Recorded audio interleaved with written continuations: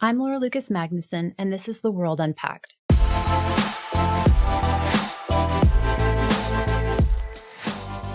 This episode of The World Unpacked focuses on the economic, social, and political crises in Lebanon.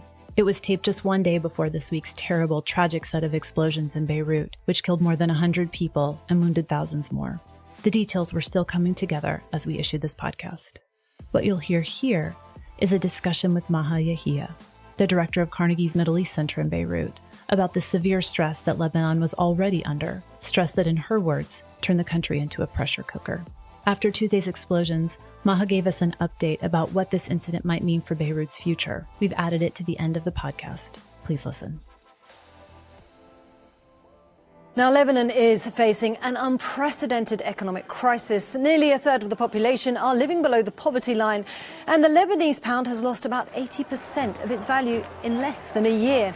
It's led to many... It's no longer just about the demands of reform, of incremental change over time. It's about fear of going hungry, basically. Anti-government protesters face off with security forces in central Beirut. They blame the ruling alliance for the political turmoil and economic chaos engulfing Lebanon. In the unrest. Well, to quote the country's Prime Minister Hassan Diab, the Lebanese economy is in free fall. And he said that the country would be turning to the IMF for an urgently needed rescue package. All of this is uncharted territories, and I hope it'll be better for Lebanese people eventually, because after everything they deserve some hope. Living in Lebanon is like living in a pressure cooker. Every time you think they're going to ease up a little bit and let some steam out, they actually tighten the knots a little bit more. Maha Yahya is director of the Carnegie Middle East Center. Maha, since last October, we've seen Lebanon rocked by a series of political, economic, and social crises. The Lebanese pound recently lost 40% of its value in a single week, accelerating the economic crisis in particular. Can you tell us what you're seeing on the ground in Beirut? What we're looking at, Laura, is something barely short of catastrophic. The country is literally imploding on multiple fronts. Today, Lebanon is 4 out of 5 key pillars in Lebanon are either collapsing or they've been considerably weakened. The first is the political settlement through which the country was governed, which was a political settlement between the different religious groups. That agreement is really shaken today by the protests. Its legitimacy is being questioned by people on the street. There's a significant economic crisis that has led to the Lebanese pound losing close to 80% of its value. Today, prior to the crisis, the Lebanese lira to the dollar, the exchange rate was 1,500 to $1. Today, it's closer to 8,000. It goes up to 8,500 sometimes and then goes down a bit.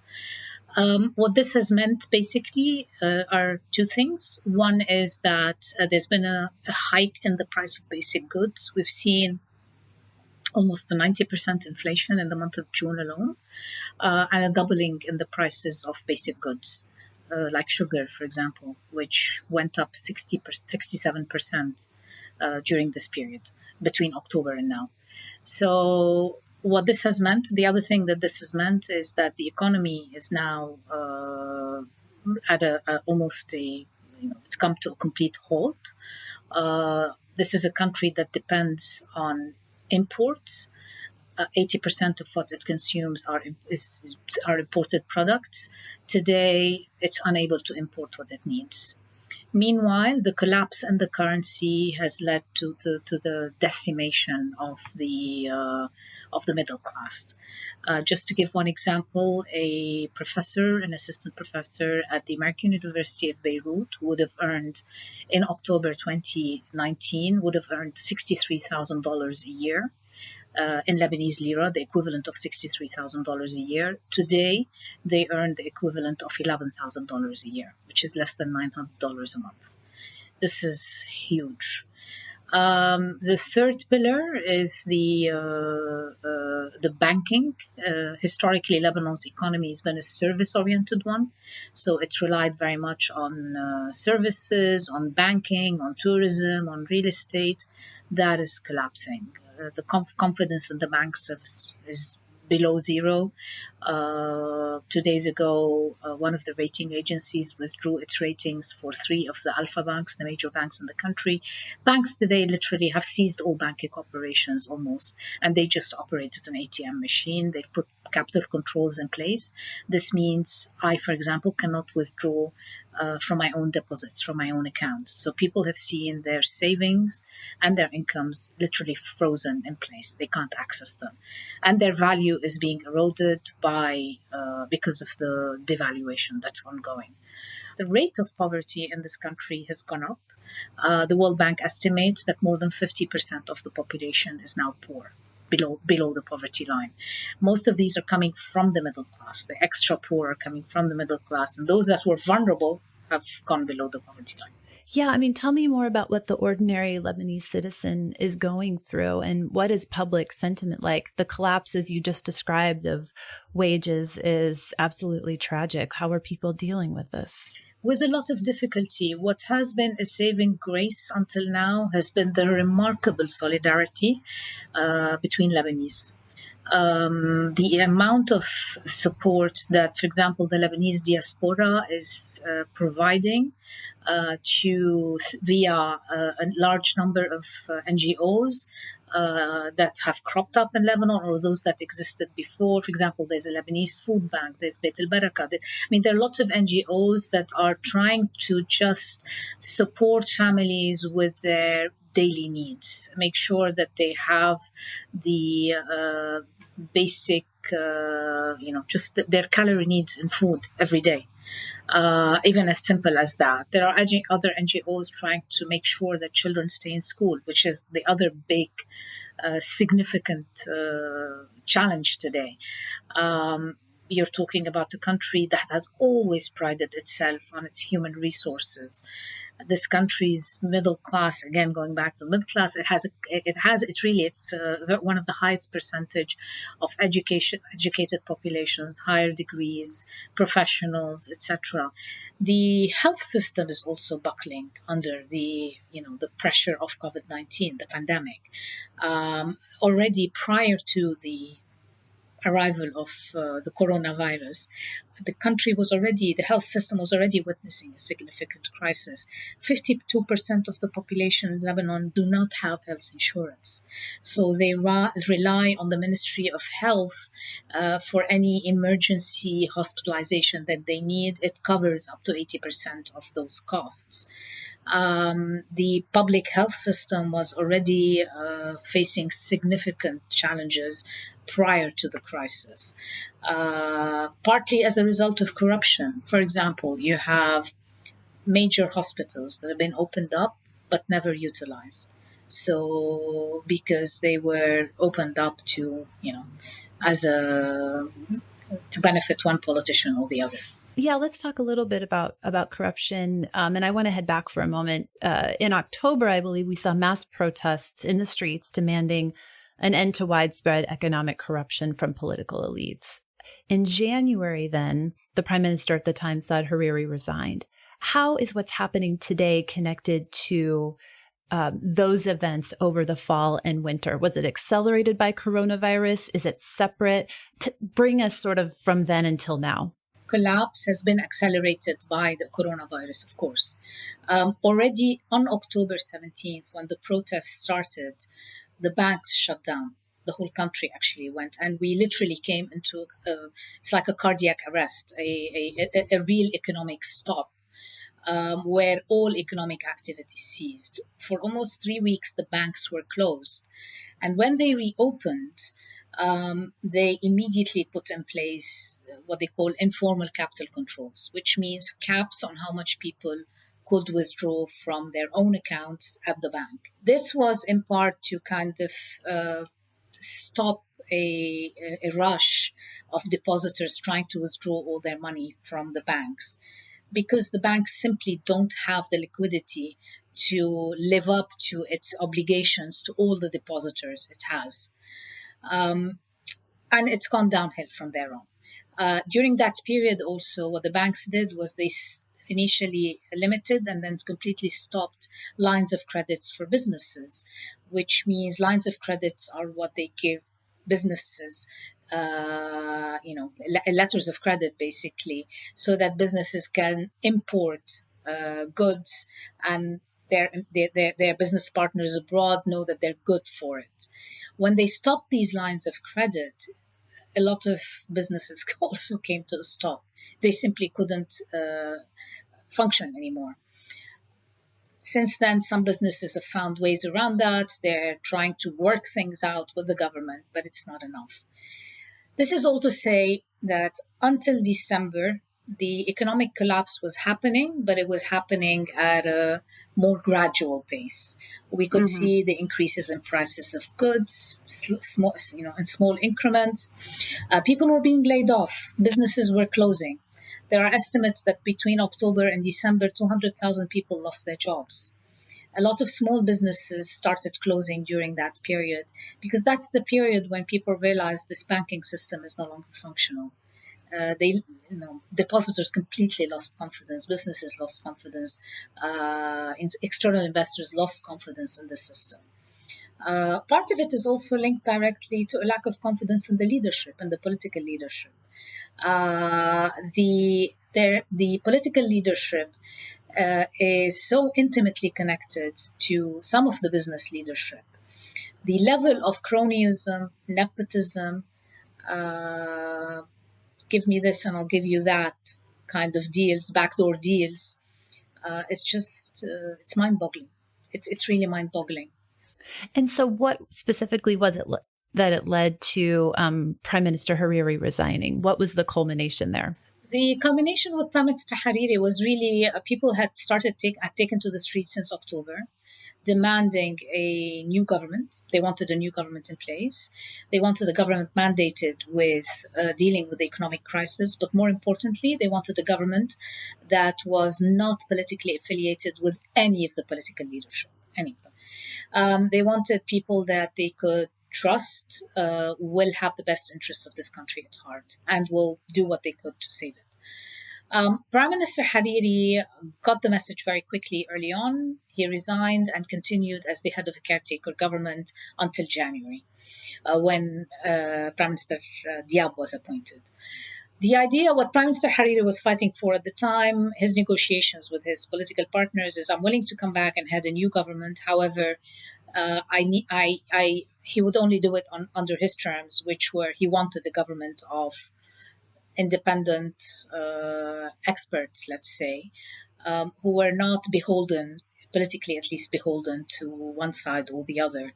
And he also wanted an exceptional mandate that would allow him to carry out the kind of reforms that the country needs, both to stymie some of the corruption, to rationalize some of the spending, but also to put together a program with which Lebanon could go to the IMF with. And we'll talk about the economic crisis a little bit more after the break. But one quick question before then. I know you've talked a little bit about how all of this means that the country is experiencing an overall crisis of legitimacy and will require a new social contract. What do you mean by new social contract? A social contract usually is a relationship between states and its citizens. In Lebanon, it's been between the state and its religious and ethnic communities. What this means effectively is the relationship of citizens to their state is mediated by the communities. It's mediated at multiple levels. One is at the level of politics, but also at the level of personal status laws. At the political level, there's a power sharing agreement, which basically says that public service positions, especially the level 1, have to be basically shared between the different religious communities.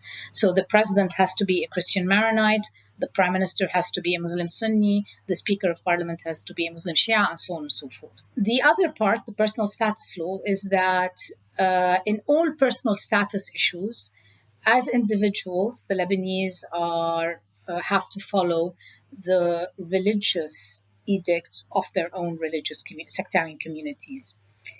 What this means is that civil law is subsumed to religious law, and that in personal status issues, for example, in a child custody, let's say, dispute, children of different religious communities have to follow the kind of rules and regulations of their own religious communities. And this has actually driven some people to change their sectarian belonging on their ID cards just to be able to facilitate child custody, inheritance, or to be able to get divorced quickly. The other problem with this, of course, is that this has an impact on every single aspect. So it creates a lot of inequality between citizens. They're not equal, but also it impacts daily life in so many different ways at almost every single level. The political power sharing arrangement, by opening the door to this kind of power sharing arrangement between the different groups, what began as an effort to make sure that no community felt that it was kind of at a disadvantage, in time became a tool in the hands of the political leadership to both keep their own communities in check as followers, to stoke identity fears within their communities. So you'll have leadership talking about Christian rights versus Muslim rights. I mean, it's just crazy. And to the point where it became, there are cases, for example, of documented corruption against one political leader or the other, it becomes impossible to discuss it without being accused of bias towards one political group or religious or sectarian group versus another. So it's really created a bottleneck. October 17th broke that. It really broke that in a way. And it didn't come out of thin air, October 17th, what started in October. These had been brewing for a long time. But I think people got to the point where they recognized that, in fact, being members of sectarian community had not protected anybody, but in fact had opened the door to equal opportunity abuse by all the political leadership. And we'll be right back to talk more about Lebanon's three-pronged economic crisis.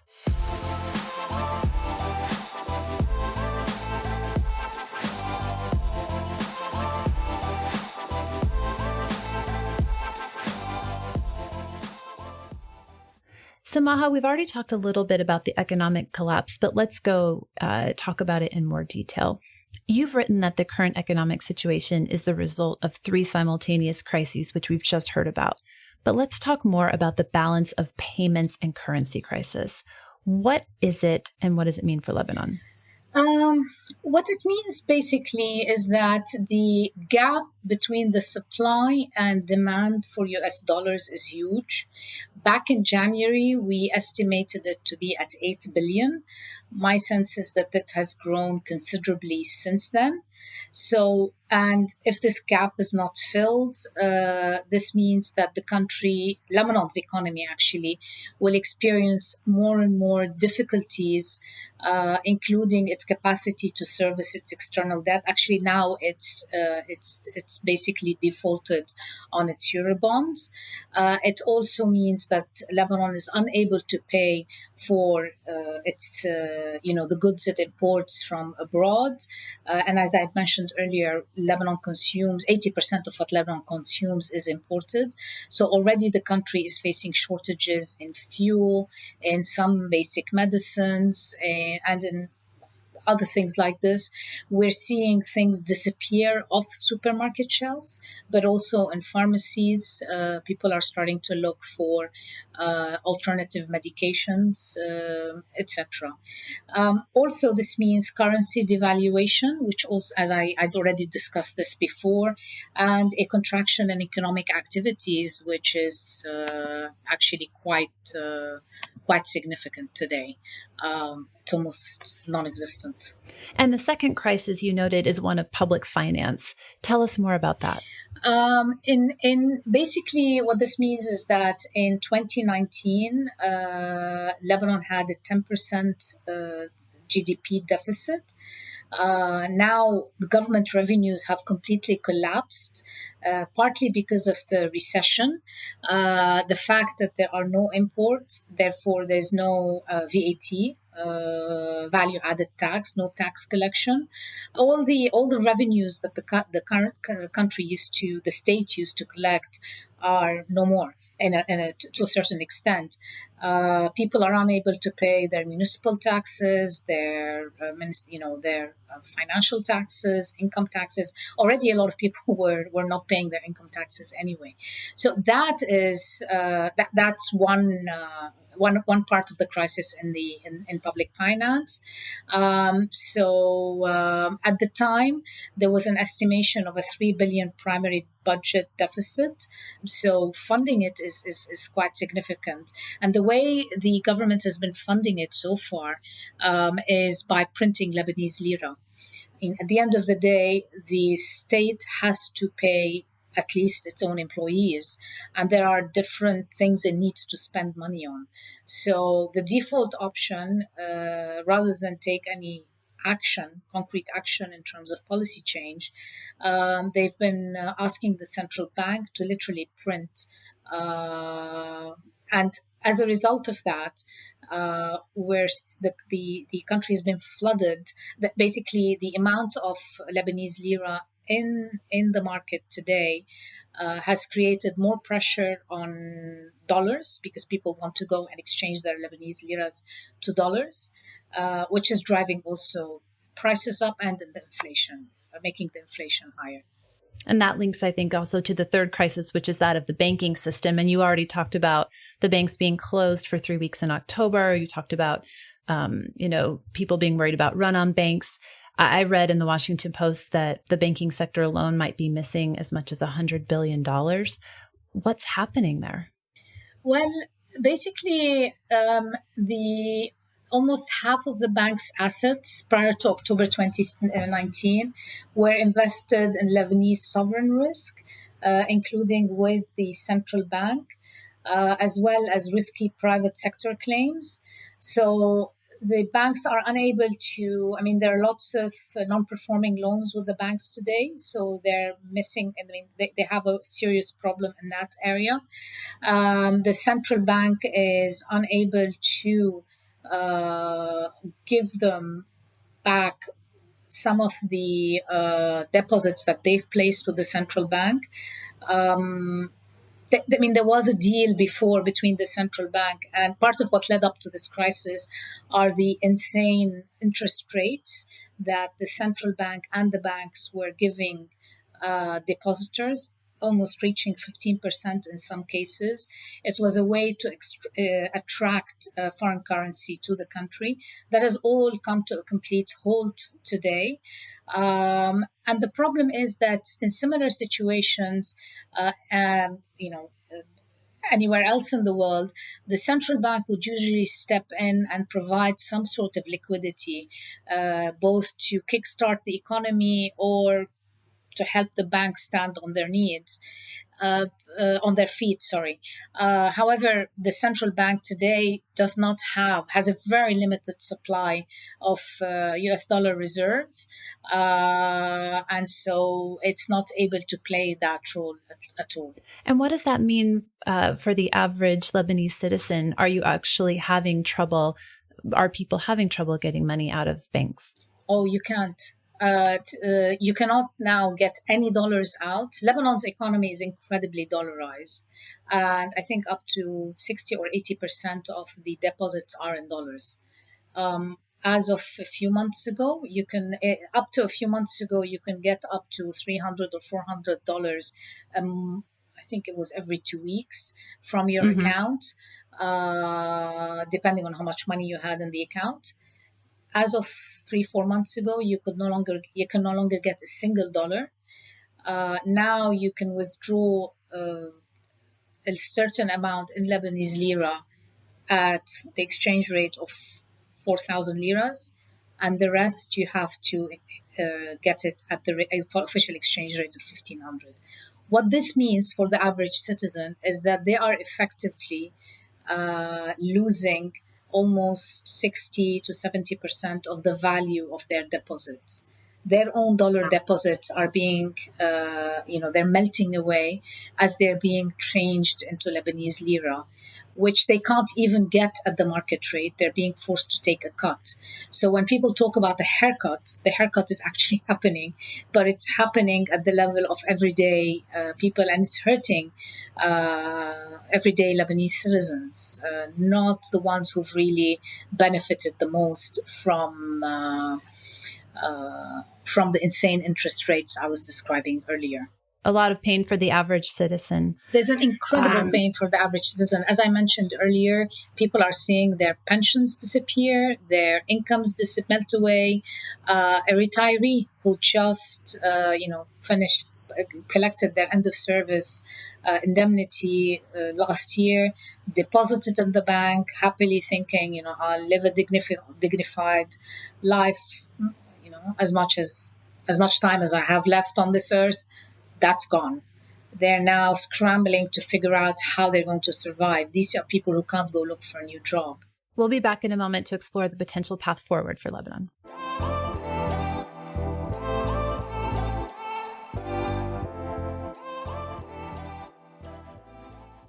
So, Maha, looking to the future, what would you do as a policymaker in the short term? Well, in the short term, a couple of things. One is I would urge the international community, international organizations to prepare for an emergency fund for Lebanon. This would be mainly for humanitarian support because it will be needed. And I know some some international organizations are already scrambling, but there will be a need. There will be a need for even things like basic, as I said, food security. Save the Children just came out with a report a few days ago talking about 500,000 children in Beirut, in metropolitan Beirut, struggling to survive. So that's one thing I would urge the international community to work on very, very quickly. This is while, of course, continuing to maintain the pressure for the government to undertake the necessary reform that is needed, both economic and non-economic reform. This is a political leadership today that simply has not given the serious thought needed to those economic reforms, and they don't seem to be in a mood to accept that they have to bear a burden or part of the losses that the system has incurred over the past few decades. The second thing I would say is a lot of, for at least, again, external countries, Lebanon's collapse is not desirable for anyone. The last thing, the world needs is one more failed state, which would destabilize the region, but would also attract, all sorts of rogue elements, and will also lead to some sort of migration. We're already seeing an outflow of people, the youth, the professionals, the educated. Everybody's looking now to leave the country. And I think if it wasn't for COVID-19 and the kind of global economic downturn, we would have seen larger numbers of people leaving the country. And for a country that has 1 million refugees, really a failed state also is not what is needed. So I think all countries have to understand that brinksmanship in the context, in the Lebanese context, is really the equivalent of making sure that the Lebanese population only suffers more. And you mentioned the IMF earlier. I understand that the Lebanese government is in talks with the IMF for a bailout. What's the status of those talks? The government went to the IMF with a program. They were in the middle of negotiating the program when all of a sudden the subcommittee on finance in Parliament said, actually, we don't agree with the numbers that are included in the government program. And then the central bank said they don't agree with the numbers. And the banks jumped in and said, we don't agree with the numbers. And all of a sudden, we were having a significant internal disagreement about what are the correct numbers and what's the correct figure to place on debt, and who has to bear the burden. I mean, ultimately, the bottom line is what they're arguing over is who is going to bear responsibility for the crash and who is going to bear some of the financial responsibility and shoulder the losses. It's interesting. While the political class does not want to see the entire system collapse, they also have not been willing so far to consider quick reforms. I'll give one example: reform to the electricity sector, which is a low-hanging fruit, but addressing it means addressing some of the vested interests of these politicians in this sector. So there's been now under this current government, we're in a kind of an open-ended stalemate. The government is unable to advance any kind of reform because the sectarian leaders are not agreeing it. And the sectarian leaders don't see a motive in this context to make any concessions to the IMF or anyone else. They're trying literally to kick the can down the road in the hope that something miraculous will happen and kind of pull Lebanon out of the mess it's in. Basically, they want to maintain control over the system, but they also realize that Lebanon needs an IMF deal. So if there is a way to marry the two, i.e. an IMF program which allows them to retain some of their hold over the system, then they probably would go for it. But then that's kind of, two contradictory things. You can't have reform and then allow them to continue controlling the system. Maybe two other recommendations I would make. One is continued support for the Lebanese army. It's the security sector is maintaining the strength and steadiness of the security sector is incredibly important. The Lebanese army as an institution is the one institution that is still respected and where people have some confidence in it above and beyond all the others. So it's important to maintain support to that sector in any shape or form. And maybe two others. One, the other is I was thinking perhaps the P5 could try to mediate the political impasse between the current leadership to push them towards some sort of an agreement on how they will distribute the losses amongst themselves. And then finally, I would urge investments in Lebanon. Labor now has become much cheaper because of the devaluation. Perhaps we could end on the silver lining. Because of the devaluation, the silver lining there is that labor has become much cheaper. And so production in Lebanon has become much cheaper than before.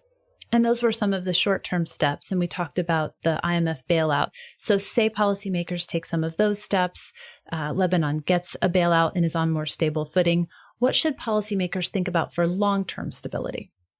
Reform. The country cannot continue in the way it was before. This economy was a rentier economy.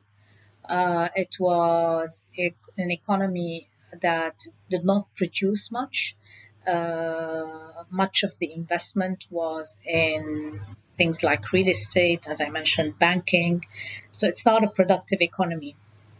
I think we have an opportunity here to rethink the economic structure of Lebanon to make it both more equitable, so that it reaches a much broader cross-section of the population, but also to make it much more productive. That's one. And doing that would also help the other key challenge that the country faces, which is the kind of ingrained, nepotistic, clientelistic, sectarian marriage, if you want, the marriage between politics and religion and business that has crippled the country and brought it to its knees today. And what would it take for Lebanese politicians and leadership to take the necessary steps to address the country's problems? Are you hopeful for Lebanon's future? I'd like to think I'm hopeful, given when I look around and I see the hundreds of initiatives today on the street, whether it's by people who were protesting and now they're trying to make a difference, pull together new political parties. There's a lot of energy there. So I'm very hopeful in that. When it comes to the political leadership, however, I'm not as hopeful. What I'm seeing is a leadership that is, to my mind, practicing a criminal neglect of the country.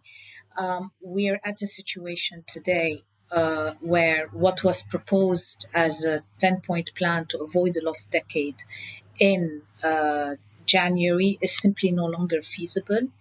The collapse we're witnessing is epic by Lebanese standards. Just to give one example, the per capita income is going to drop from around $10,000 per person to less than $4,000 maybe per person. This is huge. This is generational. So, and they're doing nothing. They're trying to kick the can down the road. They're trying to find they're using every single trick in the book to try and avoid dealing with the problem and recognizing that they really have got to undertake reforms and in the process lose on some of the prerogatives and some of the footholds they have within the system. It's actually gotten me to the point where I'm beginning to wonder, in all honesty, whether Lebanon collapsing, while they may not like it, but they're the ones who can operate in a chaos. No one else can. What would happen that might make you more hopeful for the future? If the current government resigns and there is a political consensus. Look, Lebanon has serious economic issues, but the real bottleneck is political. What is needed today is political consensus to get the country out of the mess it's in. What that means is for the political parties to come together and agree on A, the current government resigning, B, putting in its place a government or a cabinet of independents who don't owe their allegiance to one political party or the other and who also know what they're doing. This cabinet needs exceptional powers to implement an economic reform program. That economic reform program, the leadership has to accept is going to basically undermine some of their vested interests in the system. If that happens, then I'll become much more hopeful. Meanwhile, as I said, the one ray of sunshine or the silver lining to all of this is the tremendous energy, debate, discussion, coming together that is very palpable and very visible amongst a broad cross-section of Lebanese across the country about the Lebanon that they want and the Lebanon that they would like to see and how to get there. There's an incredible amount of discussion going on around this. Thank you so much, Maha. Thank you, Laura. Thank you. Till next time. Maha, right after we recorded this podcast, Lebanon faced yet another crisis with the explosions at the port in Beirut. Our own offices at the Carnegie Middle East Center were heavily damaged, although luckily no one was seriously injured. Understanding that there's so much we don't know yet, how do you think this incident might affect the state of affairs that we talked about earlier in the week? The explosion in the port of Beirut is simply catastrophic in its impact on the city. The scale of destruction is like nothing we've imagined or we've seen before. I've lived through different conflicts in Lebanon, the last of which was the Israeli war in 2006, and yet I've never seen or felt anything like this. It came in waves. Some people have actually said that its force measured, I think, 4.5 on the Richter scale. That's how large and how deep the impact was. It was even heard in Cyprus, the actual explosion. This is all to say that the extent of the damage, not just physical in terms of infrastructure, the blast reached, there was destruction 20 kilometers away from the blast, but in terms of the trauma to the city, a city and a country that were already struggling with extensive economic challenges will be immense. The economic fallout is going to be huge. So I would say that the blast itself is really going to accentuate a lot of the trends we talked about earlier. in terms of the economic collapse, but it will also, my sense is it will also invigorate the protest movement even more. People are very shell-shocked, but slowly we're seeing that shock and that grief for what has happened to this city being channeled into anger, palpable anger at just the sheer criminal negligence that is at the heart of this explosion. Irrespective of what caused it, the fact that almost 3 tons of ammonium nitrate were allowed to remain in the port of Beirut, in the heart of the city. This is not a remote port. This is in the heart of the city. It's just outrageous, and it is criminal neglect at best. So my sense is, yes, we'll see an accentuation and acceleration of some of the trends we talked about, particularly in terms of protests, but also far more in terms of the rapid economic collapse of the country. This might also trigger even more, and it is already triggering even more concerted interest by the international community to try and stabilize Lebanon, because the last thing anyone needs is one more failed state in this region.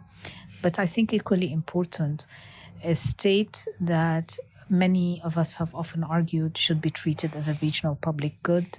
This is a place that has always prided itself on its plural culture, on being a crossroads, on its cosmopolitan identity. Thank you for listening to The World Unpacked, produced by the Carnegie Endowment for International Peace. We're grateful for your listen and eager for your feedback. We welcome your emails at podcasts@ceip.org. And please rate and review us on iTunes, Spotify, or wherever you get your podcasts. You can find me, Laura Lucas Magnuson, on Twitter, @Laura L. Magnuson. These discussions are only made possible by our wonderful team behind the pod. Our audio engineer is Tim Martin, and our executive producer is Maya Krishna Rogers. We'll see you next time.